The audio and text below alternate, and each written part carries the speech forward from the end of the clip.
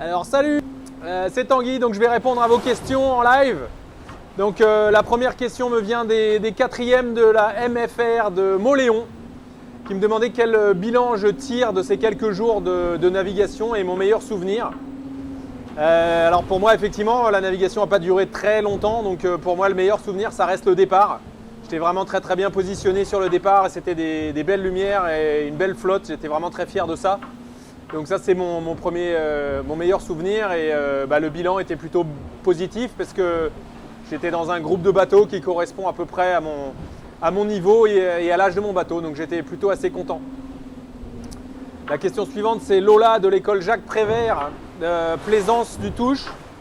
Est-ce que ta famille te manque quand tu navigues et as-tu des photos d'eux? Donc effectivement, j'ai des photos de ma famille, j'ai même un petit livre que ma femme a fait, et puis les copains aussi qui ont ajouté des petites photos, j'en ai aussi sur mon téléphone, donc ça c'est pratique. Et il me manque forcément, mais pour les premières semaines, c'est pas trop dur. La dernière fois, c'était plutôt au bout d'un mois et demi qu'on sent vraiment qu'on est tout seul. Donc quand je vais me reposer, est-ce que tu attends d'être vraiment fatigué ou est-ce que tu te forces à dormir? C'est Flore et Eolia du lycée français de Zurich. Donc en fait, au début de la course, on se force à pas trop dormir, mais il faut surtout dormir quand même un minimum, parce que sinon après on est fatigué et on peut faire des bêtises et prendre de mauvaises décisions. Donc vraiment je me force à dormir pas trop au début, mais un minimum quand même. Donc en général j'essaye de dormir entre 1 heure et 2 heures les premières nuits, et ensuite je récupère un petit peu et le rythme normal c'est à peu près 6 heures par jour. Alors les petits de Saint-Denis-les-Points me demande comment dors-tu dans ton bateau. Alors ça m'arrive de dormir juste là dans le siège qui est ici. Donc ça c'est pour me caler la tête, je dors comme ça. Et sinon je dors derrière. Je ne sais pas si vous voyez ici, là c'est une bannette. Derrière mon ciré c'est une bannette qui peut s'orienter pour pas que je tombe du lit quand le bateau bouge.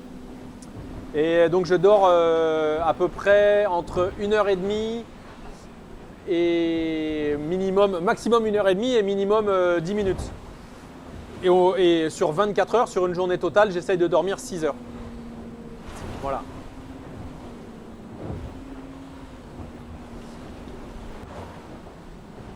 Alors, qui conduit le bateau pendant ces moments? Donc, c'est la question de Margot de l'école Notre-Dame de Bellecombe. Donc, c'est mon pilote automatique. En fait, il y a à l'arrière, quand je suis pas. Donc là, on voit dehors. On voit pas très bien, mais une partie rouge qui bouge toute seule. Voilà, et c'est ça qui dirige le bateau et qui le fait avancer dans la direction que je lui ai demandé, dans laquelle je lui ai demandé d'aller. Et par contre, il ne peut pas changer les voiles, donc c'est moi qui interviens pour tout ça. Alors la question des petites sections de la maternelle de Volnay. As-tu vu des baleines, des poissons, des dauphins et des crabes? Alors j'ai pas vu de baleines pendant cette course, mais ça m'est déjà arrivé d'en voir. Et pendant cette course, j'ai vu plusieurs fois des dauphins déjà, et des poissons volants surtout. Et par contre, non, j'ai pas vu de crabes parce que souvent c'est sur la plage ou dans les rochers, donc il faut mieux pas les voir. Alors, question des CE2 de l'école Saint-Joseph de Parthenay. Est-ce que vous vous parlez entre skippers pendant la course? Alors, c'est rare qu'on se parle par téléphone. Mais par contre, on s'envoie quand même souvent des petits emails et justement là, quand j'ai abandonné, j'ai reçu des emails de pas mal de skippers, donc c'était assez sympa. Mais c'est rare qu'on s'appelle directement. Alors la question de l'école Jacques Prévert de Quimper. Est-ce que tu as de l'eau sur ton bateau? Apportes-tu toute l'eau de la terre?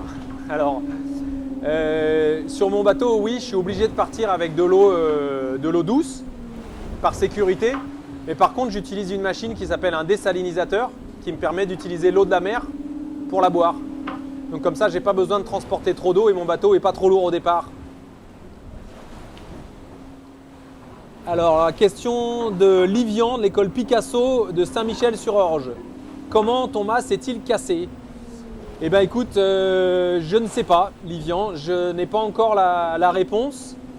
on regardera ça quand je serai arrivé à terre au Sable d'Olonne pour pouvoir enlever le mât et puis emmener tout ça dans un atelier pour pouvoir vérifier les causes de l'avarie. Ensuite, il y a la question de Lucian de l'école Jacques Prévert de Plaisance du Touche. Pourquoi n'as-tu pas réussi à réparer ton mât? Quels conseils as-tu eu? Alors pour réparer mon mât, c'était quand même compliqué parce qu'il était à 30 mètres. Donc il est en hauteur et comme il est cassé en haut, je ne pouvais pas monter tout en haut. Il n'y avait plus rien qui me permettait de monter tout en haut. Et donc j'ai juste reçu des conseils techniques de la part de mon équipe qui était restée en France et donc qui m'ont conseillé déjà de faire des photos, mais surtout une solution pour pouvoir envoyer ma voile comme j'ai là à l'heure actuelle, qui ne peut du coup pas aller tout en haut du mât.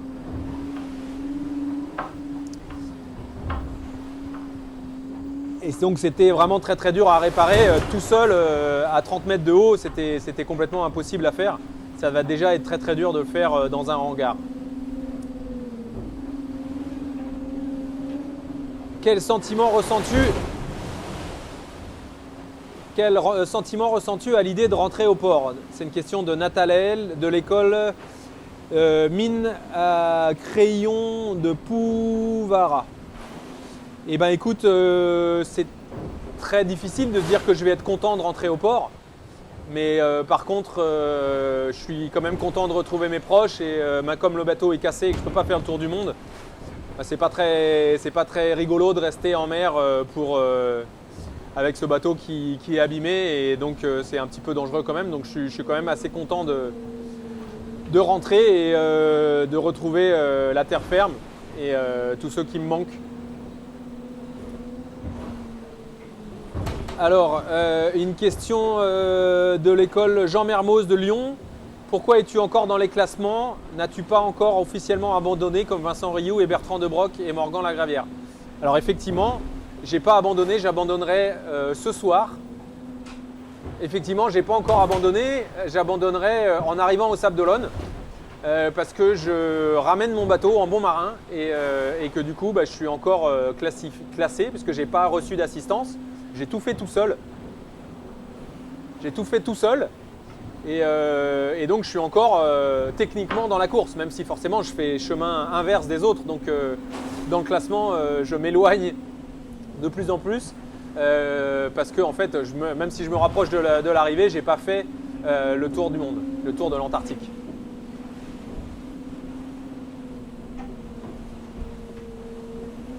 Pourquoi as-tu décidé de faire des courses pour sauver des enfants? Donc c'est la question de CM2 de l'école primaire des Quincelette. En fait, ça s'est fait un peu par hasard. J'ai mon premier bateau que j'avais construit en 2002. Il était rouge et blanc et j'avais pas de sponsor, donc je me suis dit que ça serait une bonne idée de mettre le cœur. Il y avait déjà un skipper qui avait fait ça. Et du coup, je me suis dit pourquoi pas mettre le cœur de mécénat, et de fil en aiguille.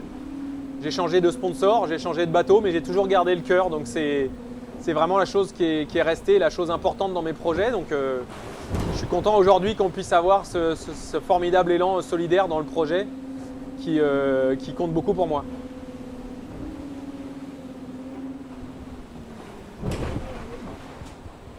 Quel est votre pronostic pour la course, pour la suite de la course? Les quatrièmes de la MFR de Mauléon, selon toi, qui va gagner le Vendée Globe?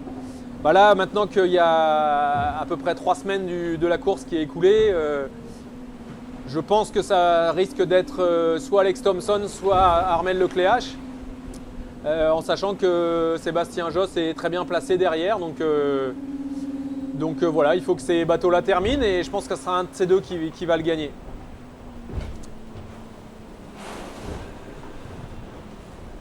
Alors la classe Ulysse des Loches me demande si je souhaite repartir sur le Vendée Globe dans 4 ans. Et bien ça c'est une question à laquelle je ne suis pas encore capable de répondre. Je vais prendre le temps de digérer un petit peu ce Vendée Globe qui est pas encore complètement terminé. Et puis mettre en place le projet pour voir avec les partenaires, l'association, etc. et mon équipe et ma famille. voir un petit peu si tout ça a du sens pour continuer, dans quelle mesure on continue, etc. Donc je ne peux pas encore répondre complètement à cette question. Alors, beaucoup de skippers ont heurté des ovnis. Que pensez-vous de cette pollution? Les CM2 de l'école Alphonse Daudet de Bourg-en-Bresse. Alors effectivement, il y a eu 3 bateaux qui ont touché des ovnis. C'est bien malheureux parce que pour nous, ça veut souvent dire la fin de la course.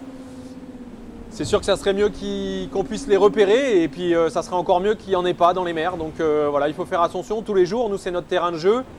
On travaille beaucoup pour préparer nos courses et terminer sur une collision, c'est toujours dommage.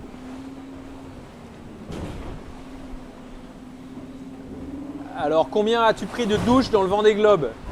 C'est Sanae Nour du Petit Monde. Eh bien écoute, là tu vois, dehors ça mouille beaucoup, mais c'est pas vraiment l'ambiance pour aller prendre une douche. Donc j'ai pris 2 douches en 3 semaines et je me suis lavé 2 fois supplémentaires à l'intérieur du bateau avec des lingettes. Lors de ton retour vers les Sables d'Olonne, as-tu croisé Didac Costa? C'est Janson de l'école de la Chapelle à Montreuil. Alors écoute, non, je l'ai croisé mais de nuit et il était beaucoup trop loin. Enfin, beaucoup trop loin. On a l'impression qu'on est très proche sur la carte mais il était trop loin pour qu'on se soit vu. Donc on n'a même pas pu se parler en radio. Donc, Alors, y a-t-il plus de vent en mer que sur la terre? C'est une question de l'école Jules Ferry de Malmort sur Corrèze. Eh ben, en fait, non, ça dépend. Mais quand on est en ville, c'est vrai que les bâtiments souvent arrêtent le vent. Et ce qui compte en fait pour nous, c'est qu'on a des mâts très très hauts. Donc on récupère le vent, assez en altitude. Mais sinon, il est à peu près pareil. Mais plus on monte, plus il y a de vent, ça c'est sûr. Alors, il y a une question de vitesse de bateau. On va regarder plutôt vers l'arrière. À quelle vitesse va le bateau? Donc c'est l'école de Koum en Moselle. Donc là, en ce moment, il va à peu près à 10 nœuds. Ça fait à peu près 18 km/h. Parce qu'un nœud, c'est 1 000 nautiques par heure. Et 1 000 nautiques, c'est 1,852 km. Donc là, il va à peu près à 18 km/h. Mais le maximum, c'est 30 nœuds.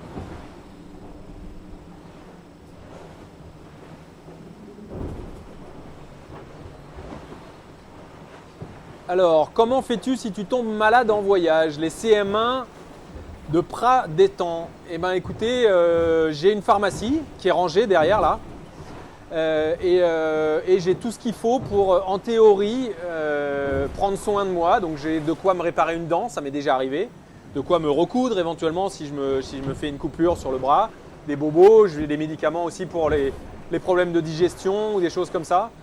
Mais dans l'ensemble, j'ai de quoi réparer tout ce qui peut m'arriver. J'ai des attelles. Et bien sûr, j'espère ne pas avoir à le faire parce que ce n'est pas mon métier. Alors, qu'est-ce que tu faisais dans ton bateau pour ne pas t'ennuyer? École de la Chapelle Saint-Lô. Alors, de temps en temps, ça m'arrive de lire un petit peu, d'écouter de la musique. Souvent, de faire des vidéos, de regarder la météo. Donc, je suis pas mal occupé. Sinon, je vais dehors, je barre pour aller un peu plus vite. Donc, il y a plein de choses à faire sur le bateau et c'est vrai que c'est rare de s'ennuyer.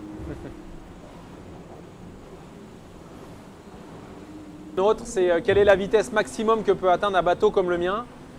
De l'école Sainte-Anne de Cornille, eh ben, c'est à peu près 30 nœuds. Donc 30 nœuds, c'est 30 000 nautiques par heure. Et 1 000 nautiques, c'est 1,852 km/h. Donc ça fait à peu près quasiment 50 km/h. Voilà, écoutez les enfants, je vous dis à bientôt. Merci pour toutes ces questions, j'espère que ça vous aura plu, toutes mes réponses, et travaillez bien. Bye bye.